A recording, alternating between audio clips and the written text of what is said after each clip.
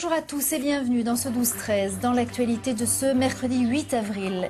Alors si les traders n'ont plus la cote en ces temps de crise, il y a un marché qui se porte plutôt bien, c'est celui des animaux de compagnie.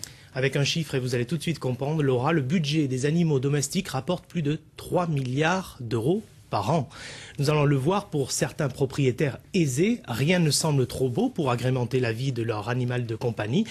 Aujourd'hui, en Ile-de-France se développent des sociétés prestataires de services pour garder et promener votre animal.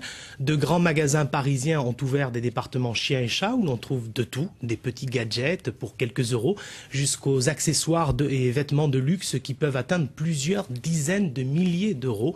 Éric Verret et Pierre Lassus nous font un petit inventaire de ces produits et services parfois un peu particuliers. Du ramasse-crotte à la promenade dans le bois de Boulogne, Gabriella propose un nouveau service, le dog sitting, pendant vos heures de travail.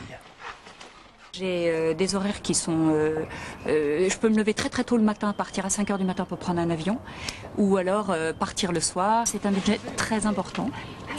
Mais je mets le même budget, ce sont des enfants.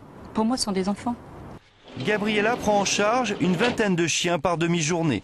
En moyenne, pour chaque garde, cela revient à 3 000 € par an. 3 000 € par client, c'est beaucoup, non? Ça dépend qu'est-ce qu'on pense. Si on aime, on compte pas.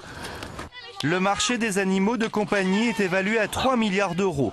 Une économie qui ne connaît pas la crise, pas question de se serrer la ceinture quand il s'agit de satisfaire nos amis les bêtes. Voilà, et pour vous donner une idée plus précise, Laura, les Français dépensent en moyenne 540 € par an pour chaque animal. Merci.